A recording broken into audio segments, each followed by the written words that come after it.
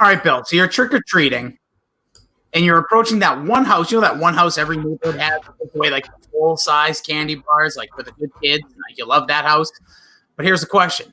What is the one candy you would least want to get a full-size or full-form candy bar or candy of? Probably an Almond Joy. As I've mentioned before, I don't like Almond Joys. I like the idea of them, and Trader Joe's. Then Whoppers. Whoppers are the worst. I kind of like Whoppers. But I think we went over this. No, you didn't like them. I mean, a full-size Whopper, do they even make those? Is it just like a box? I'm talking about like a big box. Instead of getting like the one like a carton? Like the one you pour? Exactly. Imagine getting that. Like you go to that house, you want like the 4-pack of Reese's or the 2 Reese's, not the fun size, or a full Kit Kat. That's bomb. A full Snickers bar? Sign me up. But imagine getting an effing large thing of Whoppers. That would be like the worst. King size next year. As you said, I think on one of the podcasts you were on yesterday, you were a popular kid yesterday, that, in 2021, they need full sizes for all these kids out there.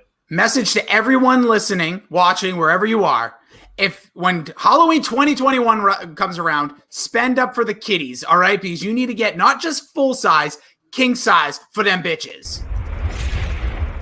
Well, if you talk to the average teenager of today and you ask them what it is about pop culture that they like, and the first thing they'll say is the beat. Get yourself addicted.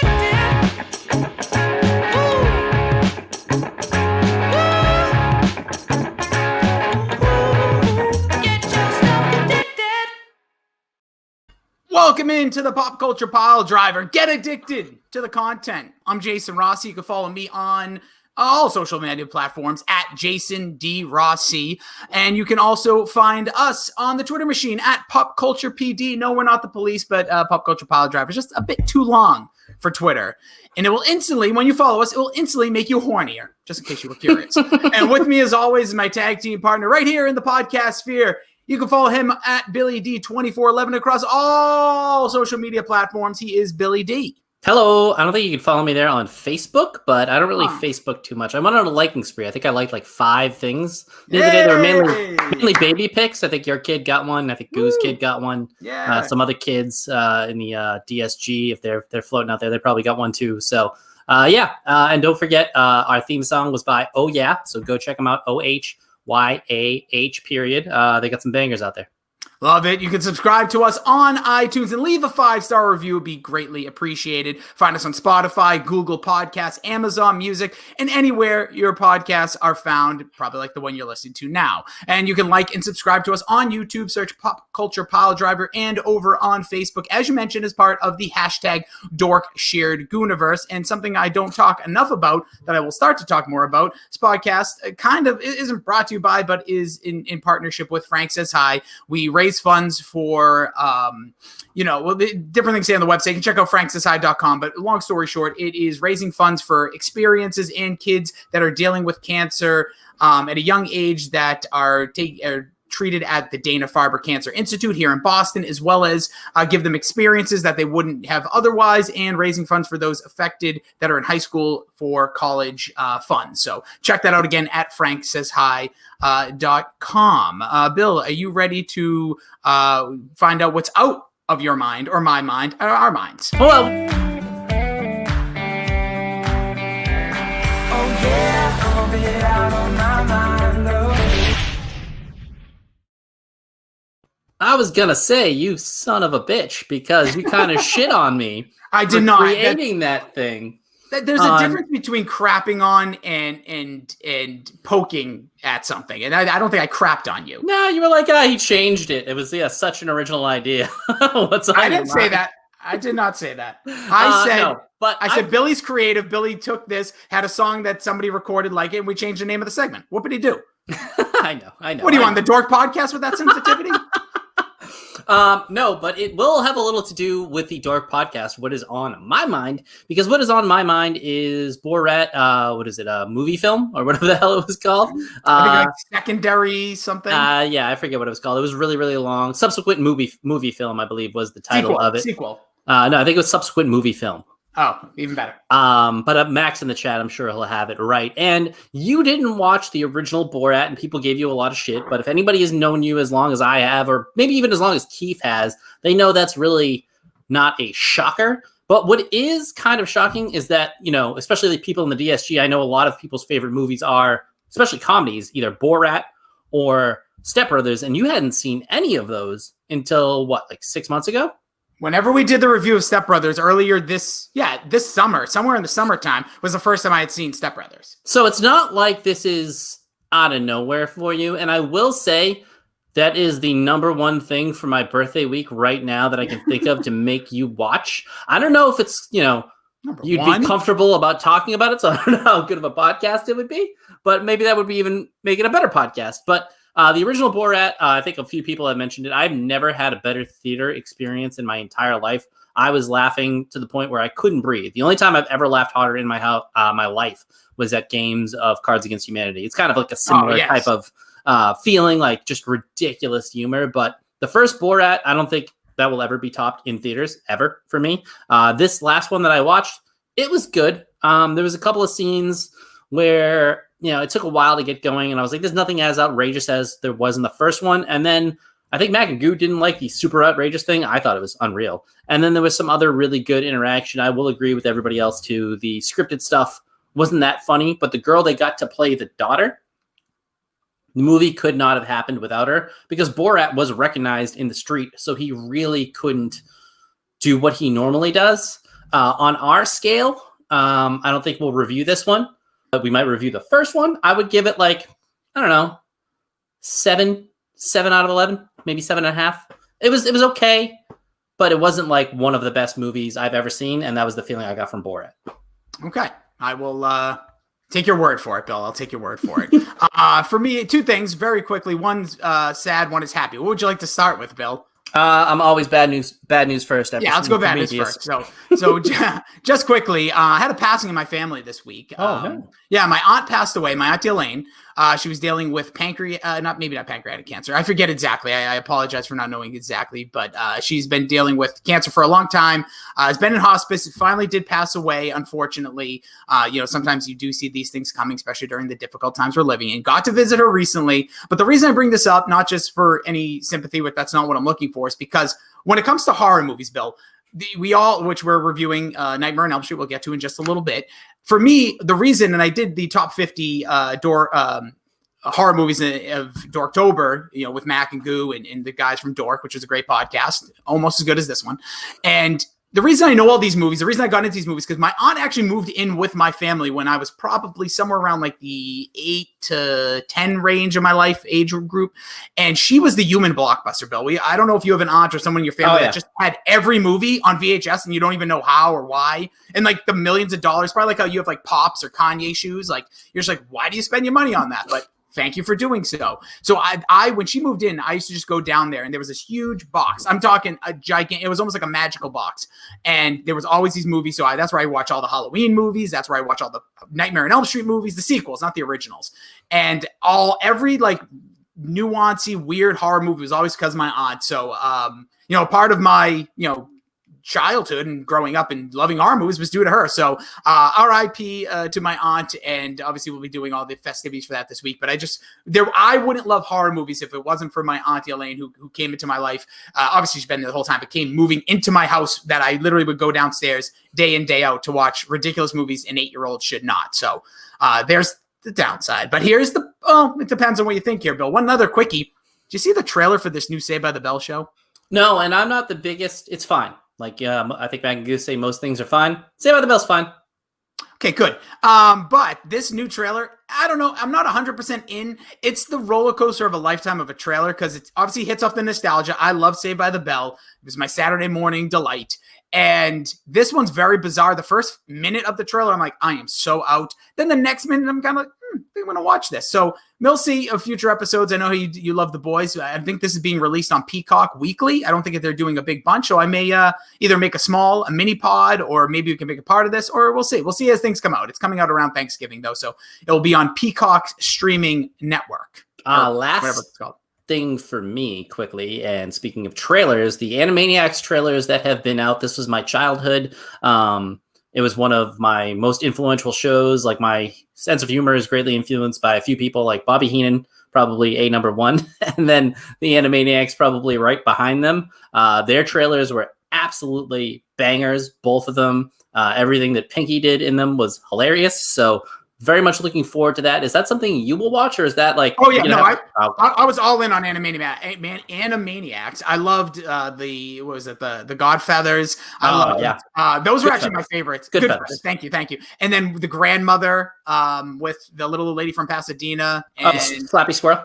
Yes, those were like, because I was probably the two worst characters, but yeah. No, I just like those offshoots because obviously Pinky and the Brain got its own spinoff, so I don't even think of it as that show. Obviously, that's what will be very a big part of this show. And the Animaniacs themselves, Dot was GOAT, but Dottie and you die. Oh, it's just incredible. I am so looking forward to that as well. I'm a little bit nervous about that one more than Saved by the Bell, just because I could care less if Saved by the Bell's good or not. But this one, like, if it's not good, it's going to hurt. Like, kind of like when Ren and Stimpy came back, I think, like a decade ago. I don't think it can fail. I think it was one of those shows that was ahead of its time, and right now it's kind of in the sweet spot for humor. So as long as they're not too topical and do what they always did, I think, the boys from Mag and Goo mentioned this as well, and kind of hit those old things. Like, they did stuff on, like, Albert Einstein and Michelangelo in the 16th Chapel, and how do you know all the capitals of the U.S.? Oh, yeah. And then, what is it? Baton Rouge, Louisiana, Indianapolis, Indiana, and Columbus is the capital of Ohio. There's Montgomery. I can do the whole thing. But, so that was, my childhood. I love it. Well, let's get to the main event of this episode, Bill.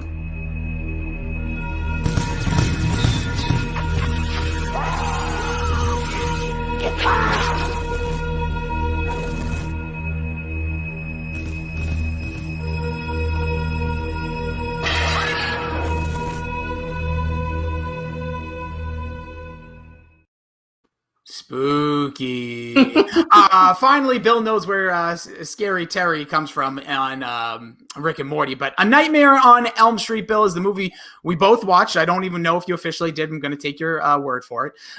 Just 2010 one, right? Yeah, we watched 2010, and both of us, you probably were like, is this supposed to be even a little bit scary? Is this a joke? No, we're talking about the 1984 classic, in Wes Craven's classic slasher film. Both are several Midwestern teenagers fall prey to Freddy Krueger, played by Robert Englund, a disfigured midnight mangler, love that description, who preys on teenagers in their dreams, which in turn, Bill, kills them in reality. After investigating the phenomenon, Nancy, played by Heather Langenkamp, begins to suspect that a dark secret kept by her and her friend's parents may be the key to unveiling the mystery. But can Nancy and her boyfriend Glenn, played by debuting Johnny Depp, solve the puzzle before it's too late? This movie stars Heather Langenkamp, John Saxton, Renee Barkley, Robert Englund as Freddy Krueger, and Johnny Depp, as I mentioned, Bill, his very first film.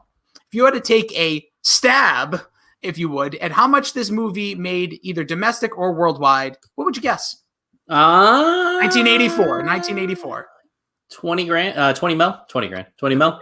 20 grand would be quite an interesting number. Yeah, 25 million though domestic and 57 worldwide. That's pretty big numbers back in the 80s. Mm-hmm. And this film was released on November 16th, 1984. And here we go. We like to kind of start off by taking a little snapshot of what was going on then. Bill, what do you believe the price of gas was in 1984 in November? $1, Bob. It's a good guess. $1.16. Oh, okay. Yeah, pretty close to the year of her birth, so I'm kind of dialed in around there. Yep. This is right before you were born. And I would... Right after. 19. I was born in 83. Oh, yeah, you're old. The number one record in the United States. I will give you a hint.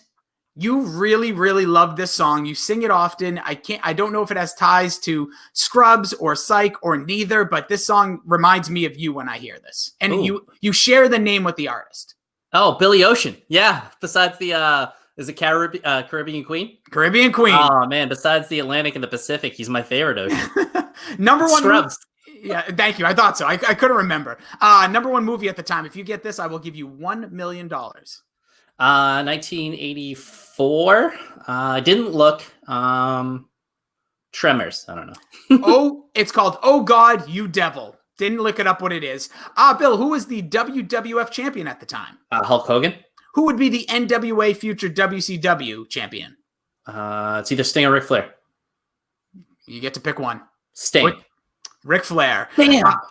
The ratings on this one, in IMDb gives it a 7.5 out of 10. Rotten Tomatoes has a critic score of 94% and a user or an audience score of 83%. Metacritic gives it a 76 out of 100.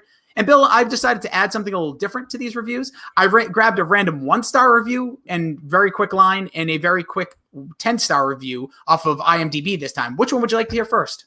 I'm always bad news first, man. Okay, so 1-star review from N_Waters. This was given on May 21st, 2019. Yes, back in the early 80s when I was young, this was scary. But fast forward to 2019 and being over 40, this is garbage. Okay, 10-star review, Bill, comes from GQQQ4564 on June 4th, 2008. This movie is much different from the horror movies because it's more about the story and the mystery and less about pointless killing. Yeah, I mean, not really the home run reviews I was looking for right there, but kind of dialed in on the plot of this movie. Chef's kiss. Just all right, hold on. Let's pause there. Let's just jump into it. Curtain jerker. Bill, did you like it? Yeah, I kind of loved it. It was really, really a fun little movie for a horror movie. I know it's weird for me to say that. I laughed at some of the stuff very early too, which was kind of good that it didn't get too horror-y right away for me. But a lot of suspense, a lot of building, a lot of tension. I was never bored for. I don't know. Like if we put the barometer character, I was never really bored in this movie. No, I would say it would be hard to be bored. Not a very long movie either. For me, did I like it? Yes, but not as much as when I was a kid. So I kind of also take it from like that first review, but I have to separate that. To me, there's a lot of plot holes in this. It's still a classic. And don't forget, this is also like a movie as an adult. Like I'm going to introduce like my kid to this movie. Like this is a movie I think forever will What age though? Probably once he reaches like teen, like early teen. Like, I don't think kids, I can't say this, like my nieces and nephews. So like one of my nephews is 10, the other one's 8. We're watching like the Goosebumps TV show. That's like our like Halloween like gatherings. Like, I don't think they could handle this. I don't think my sister would want them to handle this. So I think like 13, 14 is a decent age to like show them this depending on the maturity level at that time, what kind of kid they are. If they're rebellious, crazy, they're never going to see it. That's pretty fair. Yeah, I wouldn't let my nephew watch this. Yeah, it's like if they're rambunctious, like if he's a little rambunctious guy, which I have a hard feeling that's going to happen, he's not seeing this till he's like 25. Casting, Bill, what did you think? Not great. Not great. The mom, great, Bob. The mom, loved her. Unreal. What an 80s mom. What a piece of shit. She casting though. I'm talking about the casting. Yeah, the casting for her kind of crushed it. The main girl, I think her name's Heather Langenkamp. Yeah. She beat over 200 actresses, I read, to get the role of Nancy. And woof, what were those 200? Like the 200 other actresses must have been terrible. I thought she was awful. I thought Johnny Depp was good. I thought the kid who was playing the role of Danny Zuko, basically from Grease, was fine. He was fine. I guess you kind of want bad actors. Like that's the thing I don't get in these 1980 horror movies. Was this purposely bad acting? No, so I think there's a balance here. We'll get to the acting in a second, but let's for the casting purposes, I actually like the cast. I like Nancy, Heather Langenkamp as the final girl, Nancy. I like the way she was like believable in certain things. Yeah, the acting, we'll get there. I found out also like, let's be honest, there's a golden standard here as well. His name's Robert Englund as Freddy Krueger. This guy was incredible. Like, he was great. He was great. I don't think they could have found a better actor to play this role. And I know this role developed in future sequels, but here for this, if this was a standalone movie, if Wes Craven had his vision, there would have never been any more of these. It was a one and done. The ending would have been a little different. We'll get to, but I thought Robert Englund was just awesome in the role. And I really like Johnny Depp, actually. To find out this was his first role, you could see that this guy had it over basically all the other actors. I also liked was it Renee? I want to call her Barkley. Was I right on that? Who played the girl who starts the movie getting haunted in the Renee Blakely. I thought she was really good as well as Tina.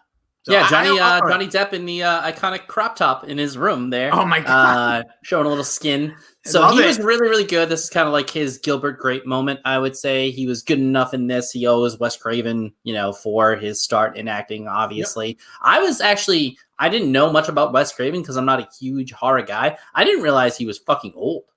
Like, I didn't realize he did horror movies like decades before this. Oh yeah. Like he's been around, and obviously R.I.P. But yeah, because he did Scream. Well, Scream was after 12 years later. That's what I mean. Like when I saw, like I always thought Wes Craven Scream. I was like, who's this young up and coming director doing this great take on a horror movie? Because I think that, like, I think Jaws is. I got to the top 25 of the Dork, and then I stopped because I didn't want to hear your thoughts on this, and I assumed this was in the top 25. Yeah. But I assume, like, you know, Scream was way up there as well. So I don't want to spoil the list for anybody, but like Wes Craven is a genius, and this movie I think is. Great. I enjoyed it so much. All right, so we could jump into it. Speak and spell, Bill. Acting and writing. What did you think? Terrible. Horrible, but that's what you get with these kind of movies. And I wonder, like, this is what I don't get about the genre. Is it purposely done where it's kind of hokey? Because if it is, bravo, well done. Because a lot of the lines that they end a scene, like a word to the mother or a word to somebody else, was just so poorly written and so poorly acted that I was like, it's got to be purposeful that they're this bad. It's got to be bad on purpose. Yeah. It's got to be Kane.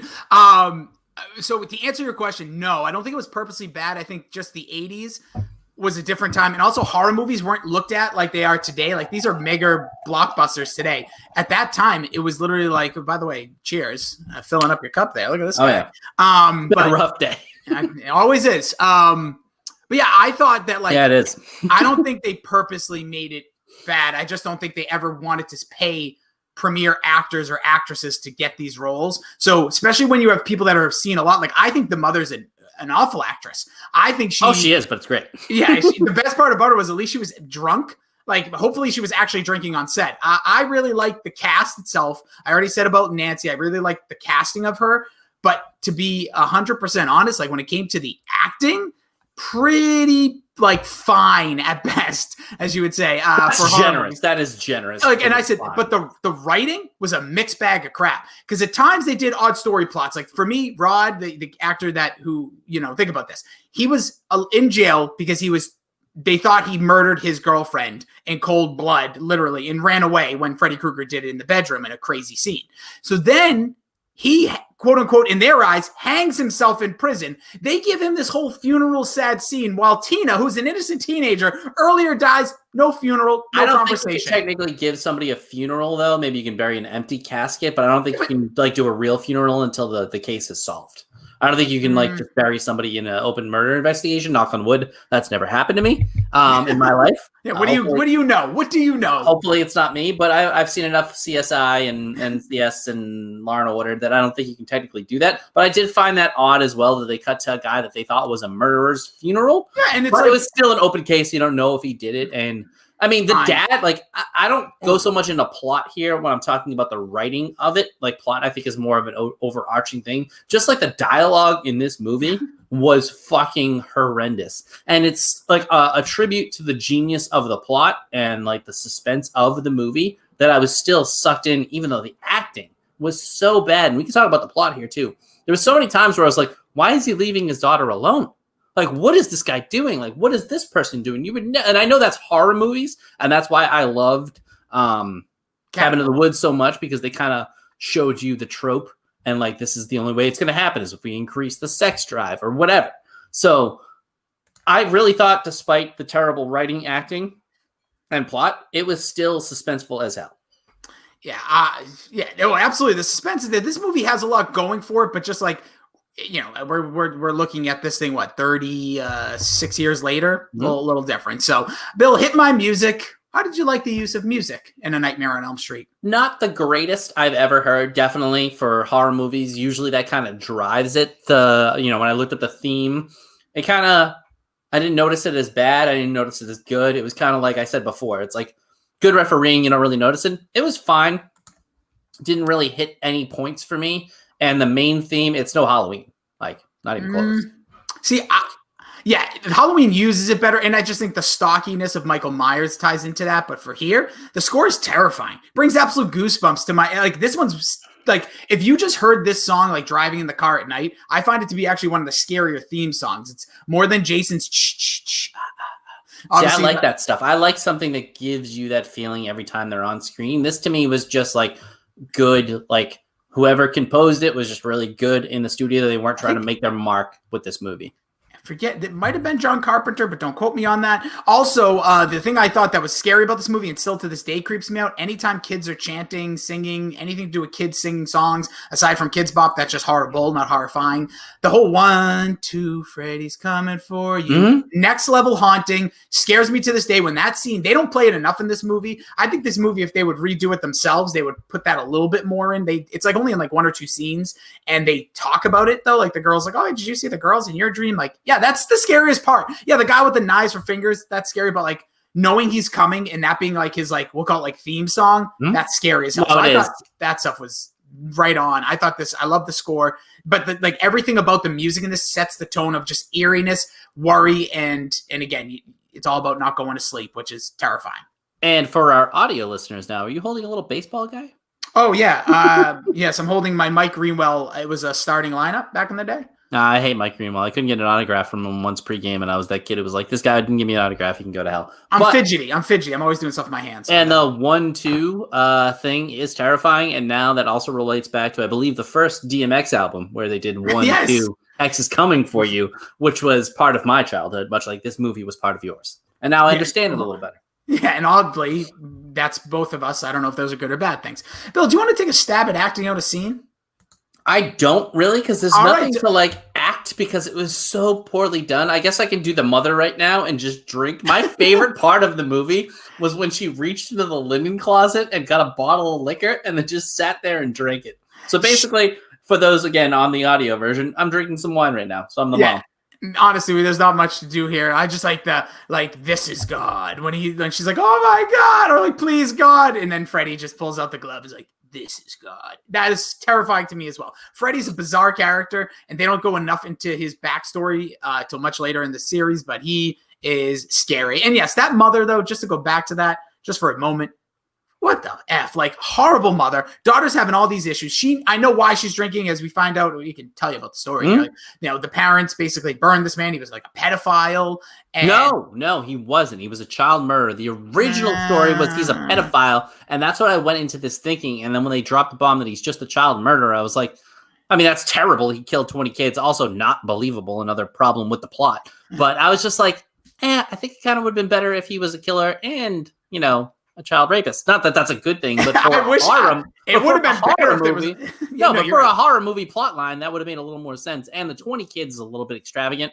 Like, that's fucking crazy. Nobody's like, has anybody killed 20 in like non-mass shooting? Has there been a 20-person serial killer?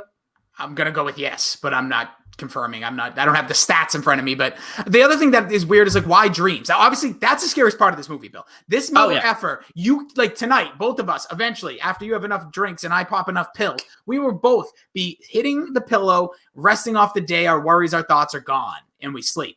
Imagine that being the hardest part of your day. Everyone looks forward to sleep. Sleep is the greatest thing when you get older. When you're young, you don't want to sleep because you just want to have so much fun. That's the scariest part. I remember as a kid, the nightmares, I'd be so worried that when I fell asleep, that son of a bitch, Freddy, would just be lurking somewhere, bring me into some boiler room. And I'm not smart enough. I'm not Nancy. I don't know how to bring him into reality, which is a whole nother weird part. But yeah, I think that's what made this movie so terrifying. But speaking of it's absolutely incredibly terrifying because sleep is the one thing that you kind of can't control. And even from the start of the movie, that first part where he grabs her from behind is fucking terrifying. Oh, yeah. And all of the parents in this movie, this is like a movie about bad parenting. I think Mac and Goo have made the point that Kevin's dad is the worst parent fucking ever. The Home Alone? The Home Alone. Oh, and basically this movie is like Home Alone in your dreams. But where she's setting up the booby traps, like I want to take that scene where she's setting up the booby traps and put the Home Alone music under it. It was the same thing. It would it's not even because at least Kevin had like a whole afternoon. This chick goes, "Hey, Dad, come over here in 20 minutes. In the meantime, I'm gonna set up explosives. I'm gonna set up like a mallet that's gonna swing down. And by the way, none of these things were even effective. The mallet slowed him. Yeah, slowed him down for like a second. He took it to the gut, like as if I gave you like a ball tap that I do this way, by the way. But I'm telling you, that was ridiculous. That's going back to the writing and plot. Like that's one of the holes. I'm like, what are we doing here? But there's plot holes galore in this movie. But it's still like I throw that to the wayside. Like I'm not one of those. And that's again the nerd people I know there's been a huge debate about nerd and dork, but like the nerd people will get like down in the details about like, oh, this plot's dumb. But I'm like, it's a horror movie. I'm along for the ride, and the ride was a lot of fun. And like the tongue phone thing. Oh, love that scene. Oh my god, I was dying. I'm your boyfriend now. And the other thing too, before we get to the legacy, I mean, I know we have some final thoughts too, but I have a ton on this movie because I love it. But like the first scene where you kind of see him and he just has the ridiculously long arms, I was dying laughing. Like, is this movie supposed to be hokey? Well, here's the deal. In my thought for you seeing it now is that when I was a kid, that's terrifying. Think of like a monster that's running with big arms. And now there's so much satire. We've come to the point in life also like post 9/11. I've said this a billion times, like things were so like things don't have that reality to us anymore because we've seen much worse things in real life. Like movies don't hit the same way. Anti-hero movies, all these, think about superhero movies. There's all scary stuff there. This son of a bitch coming at you, first scene right off the bat, long arms. As a kid, I used to be like, this, you can't get away from him. He's in your dreams and he's got long arms. He pops up here, he pops up there. But like watching it now, I laughed several times during this movie. My wife thought this movie was hilarious in moments and pointed out like all these flaws, but I'm like, listen, of course there is. It was 1984, and like you could do this outside of Halloween. Good movies were made before this. That's what I don't get. But it's because it's a horror movie, like not really great. Like even if you look at like the original Friday the 13th, Halloween's the only thing I really pick on that movie for is just there's so many drawn out long stills in that movie. Like there's legit shots that are just stills of things for like way more than like 5-6 seconds. So, but that's neither here nor there. This movie particularly had probably I think it's still the scariest of all of these movies. Like for a kid, like Halloween's scary today. Like I think as an adult, but like this movie, like as a kid will get you. As an adult, you're like laughing at Freddy Krueger because he's such a caricature. Yeah, and the pacing of this movie, I know people pan the pacing and like think it's really bad of old movies. The pacing in this movie, pretty good. Anytime I see a movie's runtime is like 95 minutes, sign me up. Sign me up. I am all in. That's like a comedy. But yeah, we talked about it. Bill, what do you think the legacy of A Nightmare on Elm Street is? And what would you say by legacy, the most memorable thing from this movie? So it's the pepperoni face, and I looked it up. That was what his face was designed to look like, was pepperoni pizza. And hey, what is this, like all of that pizza face? It really is. Like it was like, if you look it up, it was designed to look like pepperoni pizza, and it kind of does. And that's the other thing that really hurt this movie. I think this could have been the greatest horror movie of all time if it was done by Wes Craven 20 years later, like Scream, or I guess that was like 10 years, 13 years later, like Scream, because it has one of the best ideas. Like you get killed in your dreams, like in real life. And they took that from like a ripped from the headlines type of thing where somebody died in their dreams because of a dream. And like, basically the sleep study thing that she was doing. I think he's referring to what I talked about as we get a comment on the screen from one of our guys, Greg Coffin. I don't want it to be real life child molesters, the issue topic, but it would have made him a little more horrifying as a subject in the movie. But like for this movie, like, I don't know, it was like the legacy is Freddy. It's like, it's the claws, it's the face, it's him to 110%. Like that's what I knew about the movie going in. And that's kind of what you leave with besides bad acting. It is Freddy effing Krueger. You're right. Yeah. He is by far the biggest character of all the horror movies. So when you think like the big ones, I think Jason is. Well, I look at character though. Character. You got Jason, you got Freddy, you got Leatherface, you got Chucky could be. You have Chucky, you have I'm trying to think of any. The Leprechaun? Sure, Leprechaun. I'm thinking I love the Leprechaun. I know, but I'm thinking like the biggies, but Leprechaun, sure. Then you got Freddy Krueger in there. So I think Freddy Krueger by far is the biggest character. I think he's the one with the biggest personality, followed by Chucky, Leprechaun. Like Michael Myers doesn't have any, he's like the wrestler that can't talk on the mic. He's the, I was about to say Chris Benoit, but who cares? It's Chris Benoit. He's the, and Jason Voorhees is kind of more the, who's another just silent, like great, just wrestler. Like Sid Vicious, I don't know. Sting during the days when he didn't speak at all, when he was mute, and he just he's going to put in a good match even if he didn't have a tan. But like those guys, where Freddy Krueger is all charisma all the time. He's your Stone Cold, he's your Rock. He is the guy that's a scene stealer, especially as this franchise moves on. But in this movie, every time he's on the screen, you're glued in. You're wondering where he is, where did he disappear to, what's going on. So the "I'm your boyfriend now" thing was great. A lot of his lines. Like a lot of his lines and his weird shit that he does is really creepy and really great. I mean, we just saw right now over your shoulder, probably the scariest scene when she's taking the bath and the claw comes up from the water. That I was like, holy fuck. Twice. And like the playing with reality, and I'm sure we're going to get into this to the end, like the ending of this movie is what really hurt it for me score wise. Yeah. So then, now, forever, Bill, will this movie, does it stand the test of time in your eyes? It's really strange because I enjoyed it, but as a movie, plot wise, as we've talked about, kind of sucks. Like, and the ending, and we can get into that here because it's the then, now, forever. The ending of this movie left me so confused, and I researched it and I read a bunch of stuff about it. And Wes Craven was unhappy with the way that it ended because they basically shot 4 endings and they kind of used them all. Whereas if you just kind of went with either she defeated him, but he was still alive, I would have been cool. But it was kind of like, am I supposed to believe the whole thing was a dream and she's still in the dream and now they're going to die and we don't see that? It was so unsatisfying to get that ending and just be like, well, what am I doing here? So it's fun to watch, but I don't think you think of it as a good movie. It was enjoyable though. I don't know. It's kind of weird. Yeah, I'd say no, but it is the first movie with like, the big Halloween horror frontman, in my opinion. I know there was Jason. Well, Jason like just debuted because he came in at like the mask. 79. Well, he came in with the mask and everything, and like right before this. Halloween has been around obviously for a long time, years at this point with Michael Myers, but he kind of dissipated after Halloween 2 that had already been released. Then they went with the Season of the Witch. But for me, it's about Freddy Krueger. So he lasted I would say, stood the test of time, but the movie itself is not like, outside of like watching it around Halloween, this is a movie I would say like, let's get together and watch in the middle of like April or something. Like, it's not one of those scary movies that you can watch anytime. Like, if you want to put like a 7 in the horror movie or Silence of the Lambs, where this one's very like Halloween driven because it is a Halloween like masked man. So, I'll give you my thoughts on the ending, Bill, in our pull apart, but do you want me to go into that now or you want to give me your final? No, you go first and then I'll.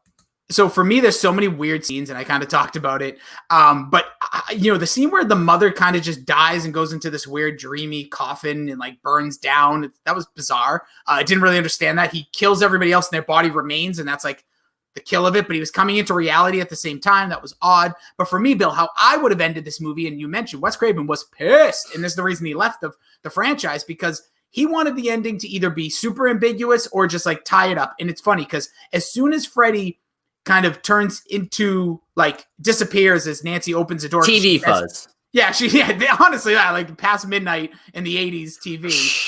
Yeah, she opens the door and she's outside. So like, is that the dream world? Is it not? It must be, because then the top comes over. Your friends are back. The mother gets pulled in by a rubber doll.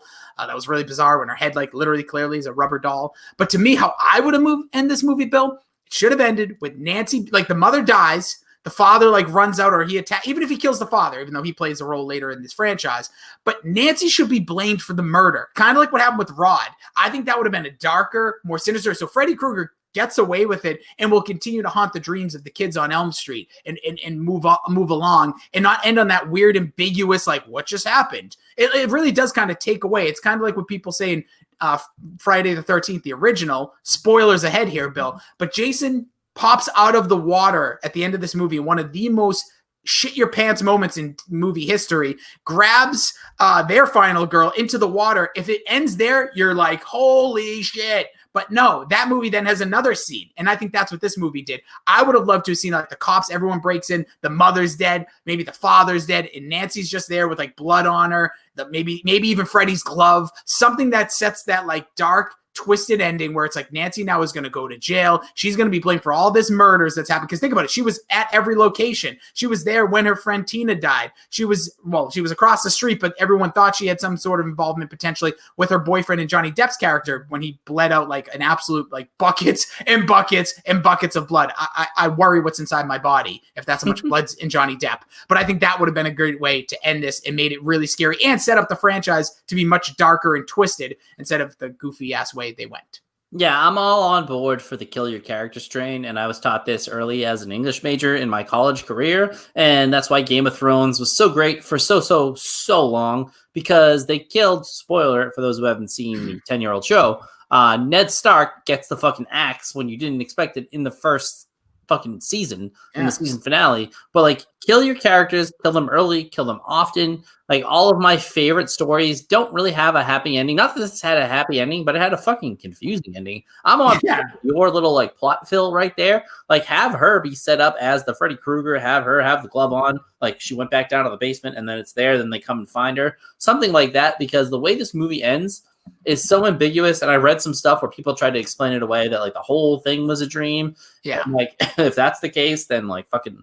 you should be fine with the lost ending because the whole thing was purgatory. No, don't do that. No, don't you know what I'm saying. Like, yes. Just if you're gonna try to make it up, like, I don't mind. I know the ending of The Sopranos. Like, either have that like kind of ambiguous. Did he die? Did he not? Or have the definitive, like, now this girl is set up as the one who's the killer, but she's really not. Something that's more definitive than like, they did the whole story arc, and then she wakes up, and they're all fine, and then they drive off in the Kruger car, and you assume they die? Like, I don't know. And, like, the mom is killed, but, like, Freddy's the car, too. Like, I don't get it. I just don't get it. And I just don't like the way they edit it so quickly that you're not real, you don't scare me anymore. Opens a door, then she goes into some hauntingly dream sequence. Like, it doesn't, like, the rules that they created, they didn't play by. Because it didn't seem like if you turned your back on them, you'd be fine. And then, like, all of a sudden, that's the case. True. And, like, Johnny Depp's back was turned on him the fucking whole time. He just came up from the bed. He wasn't facing him, and he fucking died horribly. So that's the other thing. Like, if you're going to create rules, you got to stand by them in the movie. But I throw that stuff out when I'm watching, like, a horror-type movie because I know, especially from, like, 1984, maybe they're not playing by like the same strict rules. There's no internet nerds getting all over them. So, I agree with you. It was odd ending. I think that does hurt it a little bit, especially for the legacy. So, Bill, it's time for us to do what we do best. We rate things on a scale of 1 to 11. Do you want to go first, or would you like my score first? You can go first. I'm giving this one a rock hard 7 out of 11 because of what this movie is from a bigger standpoint. It's one of those movies that I almost feel like you saw it for the first time. I saw it probably my somewhere in the 15, 16 full through, aside from just being on sci-fi type of watch through. I would say that the legacy of it, we talked about, is Freddy Krueger. He's bigger than the movie. He's bigger than the flaws of this movie because you always think of him. And I think of him every time Halloween comes around. It's a staple of the Halloween season. So when it comes to this time of year, it's a movie I think you should watch every year around Halloween. It's spooky as hell. The plot of it, the thought of this movie, a man haunting your dreams and wants to kill kids. Scary AF, because most of the time who's watching this, the audience, is young adults, people that are in their teenage, early 20s. So terrifying for all those reasons. So a 7 out of 11 for me. So I'm not afraid to make a mistake, as Joe Bluth once pointed out. And I think I need to retcon my score of Paranormal Activity, because I think I gave it like a 5.5, maybe even like a 5. We were both around that. Like, I was like a 6.5, which I got you got crapped on, which makes sense. No, it doesn't. No, keeps all over you. I love it. I gave it. I made it 25 out of 50, and I gave it a 6.5 out of 11.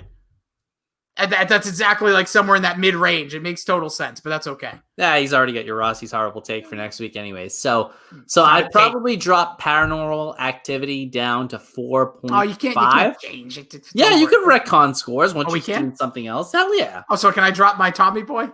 Yeah. No, you can retcon it. Nah, 100% you can retcon it. Well, because once you see something else in the genre, I think that can change your opinion. Because I want to give this at least 3 points higher than Paranormal Activity, because my enjoyment level was through the roof on this, where Paranormal Activity, I felt like, I'm kind of watching this just for a podcast, and like it didn't pleasantly surprise me with how good it was. You know what I mean? Because you didn't watch it in the dark with your clothes off. I don't watch anything in the dark with my clothes off. Oh, I know you do. Oh, I know you do, Bill. Typically lights are on. Lights are on. Romantic. And I sleep in my boxers. He's a lights on guy. But I want to see what's going on there. But I will say I'm gonna retcon whatever Paranormal Activity was down to a 4.5, and I'll give this like a 7.25. I'll do like the Portnoy pizza ranking here, because it was super enjoyable, but the plot is terrible. The acting was terrible, but I thoroughly enjoyed the movie, if that makes any sense. It does, Bill. You can make all the sense in the world. I just don't get why you have to knock down Paranormal Activity. Because I've seen a way better, like we're watching horror movies, right? Yeah, but this is apples and oranges. This is like an original script thought out. That was like supposed to be a found footage film. It's like two different. Still, like I'm watching something in the same type of genre. I think that now that I've seen 3 of them recently, Cabin in the Woods is a completely different type of movie. So, and it was like my speed. It was super like fucking meta. So I love that one. I remember. I think I gave like a 9.5. But like this is like a 7, 2.5. It's like really, really enjoyable. But the plot takes off all of the points. Okay, so you're giving it a 7.25. I'm giving it a 7. So we'll call it a 7. We'll give it the PCP score of a 7. 7.125. A 7.125. Yeah, that's correct. Well, almost. Anyways, but you guys can tell us what you think of this movie. You can rate it. You can follow us at Pop Culture PD. Let us know your score here. Now we will take a look in this week at Shared Universe. Bill, you probably listened to at least 2 of these. I did not send it to you, but you may know. Bill, do you know? Oh, what? I know. I listened to Half a Dork, and of course, they had you, Mac and Goo, and of course Ryan Davey and Rich Keefe, who I don't think is the main reason why they're the most sensitive podcast in the DSG, but they are the most sensitive podcast in the DSG, 100%. They did with you. They roundtabled the top 50 horror movies, and I got probably a little over halfway through and then stopped. And then I listened to, of course, what is it called? The one with Fryer. Changing my mind. They had you on to talk Thor Dark World. Yep. Great podcast. Absolutely enjoyed that. You and Fryer had a back and forth, and it's always so funny because Fryer goes at you unnecessarily, and I find it cute. It's nice. It's like flirting on the playground. Yeah, we are. It is. It's true. I went into enemy territory twice yesterday in the same day. Also got up at 4:30 that morning because my son was an absolute lunatic. I was absolutely fumes. I was on fumes, Bill, before the first podcast. But then I don't know how you do. After a podcast, after anything in performance that I've done in my life, I always get like a jolt of energy. Adrenaline. So when I come out of this, like I'm going to be going upstairs, making dinner. I'm cooking salmon tonight. My wife is going to be absolutely annoyed with me. Like last night, I was like, after the first podcast, I had a little bit of time, then got into the second podcast. I was like, maybe this will be quick. Like I know Change My Mind's usually like a 90-minute pod.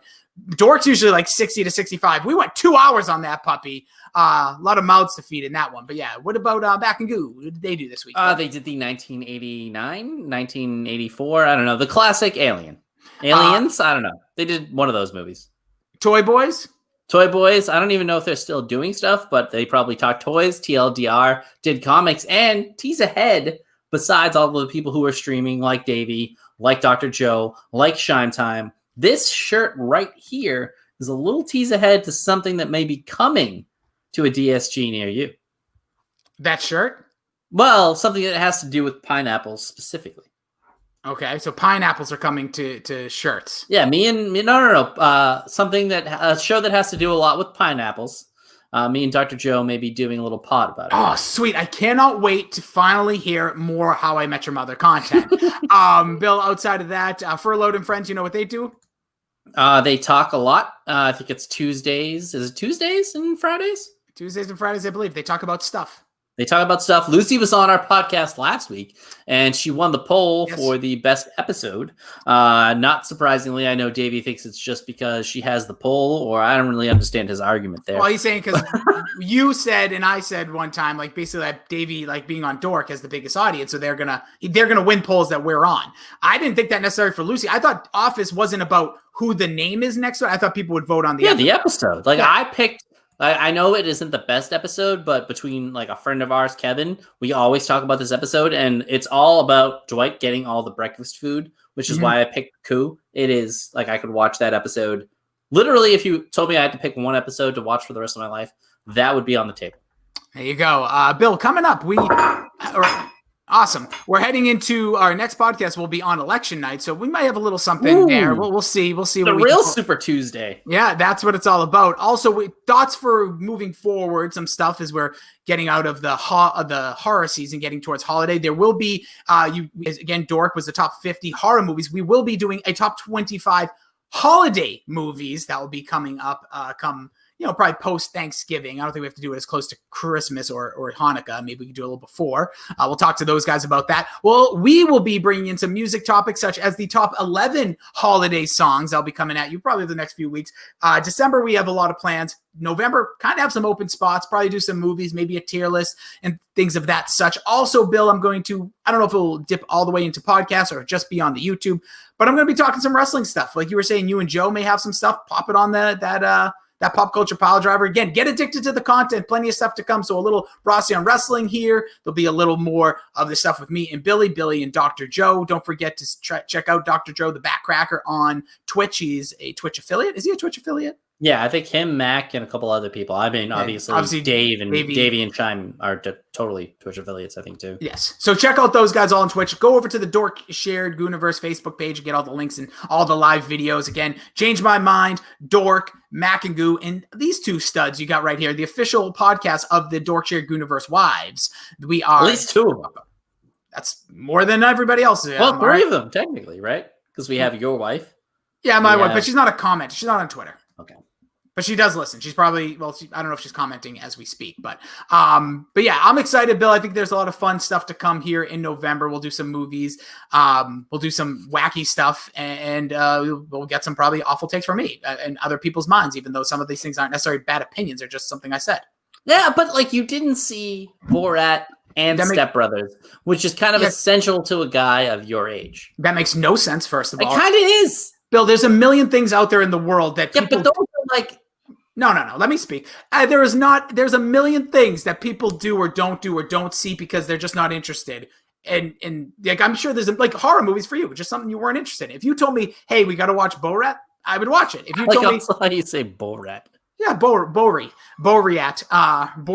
whatever his name is. If you said, do we have to watch for the podcast? Like we do with Step Brothers. I don't fight things. I'm not trying to be, but that's the thing I think some people try to I fight the horror movies, even though it does give me anxiety and I hate it? Yeah, Bill, the fact that we have our private conversations and you're dying on the inside, no. Like this, am I slowly killing you by having you watch A Nightmare on Elm Street? Likely. Can you not sleep tonight because of me? Yes. No, but in all honesty, no, I get it. I never, when you said Step Brothers, I didn't do a hissy thing. My point is, I just never saw this. Sacha Baron Cohen, to me, I don't find him funny. I'm not saying I'm against him.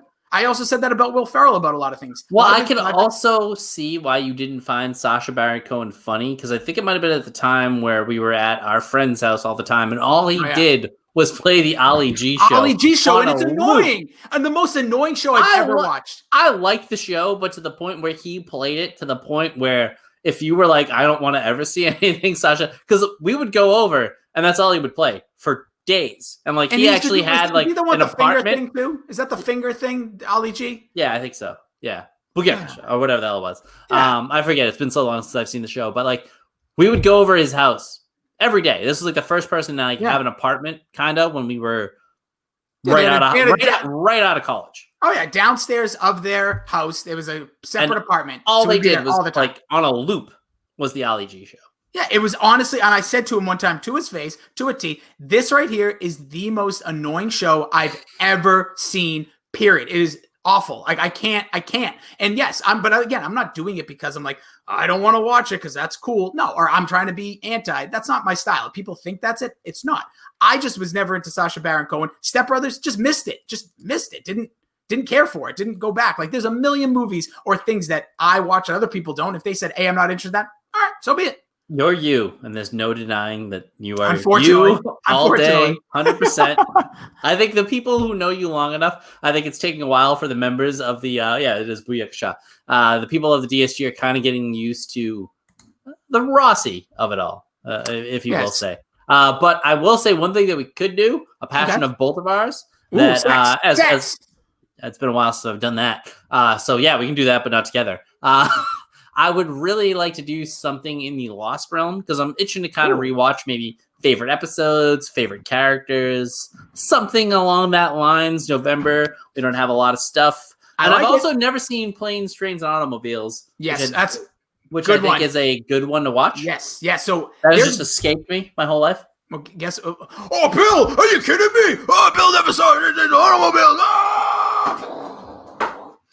That sounds good. We could do that the week of Thanksgiving. And for all of you out there, appreciate you listening again. Subscribe on iTunes, leave a 5-star review. Follow this son of a bitch over here at Billy D 2411. You can follow me at Jason D Rossi, but follow us at Pop Culture PD. Great content coming at you there. Appreciate you so much for listening. We will be back next week. Super Tuesday, Bill. That's right. There's nothing more important that you have to do on November 3rd than watch Pop Culture Piledriver or listen to it thereafter. I could still vote regularly, right? I didn't do any early. I was just anticipating voting like I normally do. Haven't done it either. Got nothing in the mail. I'm going somewhere. You have to check your local officials to find out where they're doing the votings. But my work is being kind enough to give us a half day that day to make sure people vote. So I encourage you to go and vote if you so choose. If you choose not to vote, whatever. But I think it's the the one thing we all can do. The last thing I'll say on this podcast, I was always like, as like much younger, I was like, I don't really like it's also my right not to vote, but like that was the dumbest. Like, I think like the people have been granted forgiveness about dumb things recently. I will say I've never been. That was my worst take ever. That like I have the right not to vote. It's like no, that is the one thing as an American that you should be proud and like actually do. Like I don't care who you vote for, just do it. Like it's your legit duty. As an American, like it's like jury duty and voting. Like just do it.